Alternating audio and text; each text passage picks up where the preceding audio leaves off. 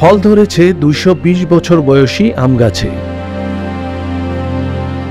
বটবৃক্ষের মতো বিশাল আকৃতি হলেও গাছটি আসলে তা নয়, এটি আম গাছ। 220 বছর বয়সী আম গাছটি ঠাকুরগাঁওয়ের বালিয়াডাঙ্গি উপজেলার হরিণমারী সীমান্তে প্রকৃতির আপন খেয়ালে বেড়ে উঠেছে। গাছটির ডালে ডালে ঝুলছে থোকা থোকা আম।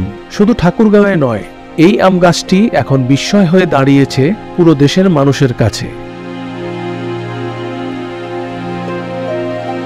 অন্যান্য বছরের তুলনায় এ মৌসুমে বেশি আমের ফলন হওয়ায় গাছটির সৌন্দর্য যেন আরো বেড়ে গেছে। প্রায় 73 শতক জমি জুড়ে বিস্তৃত এই গাছটি থেকে এবার ভালো ফলনের আশা করছেন এর মালিকরা।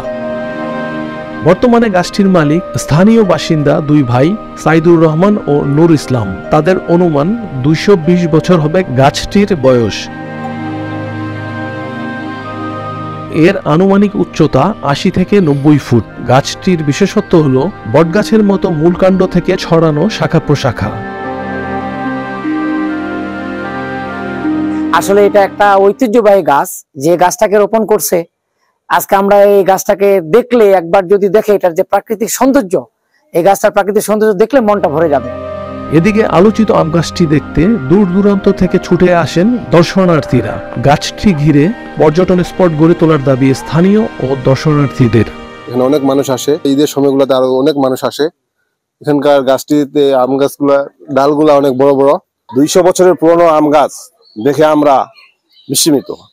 এরকম আম গাছ আর পৃথিবীতে হবে কি হবে না, এটাই সবচেয়ে বড় ব্যাপার। আমি মনে করি সরকারি পৃষ্ঠপোষকতা পেলে এই গাছটি আশেপাশে আরো বিভিন্ন ধরনের আপনার পর্যটন কেন্দ্র হিসাবে গড়ে তোলা যেতে পারে। এবার এই গাছ থেকে 30 থেকে 40 মণ আম উৎপাদনের আশা করছেন গাছটির মালিক নূর ইসলাম।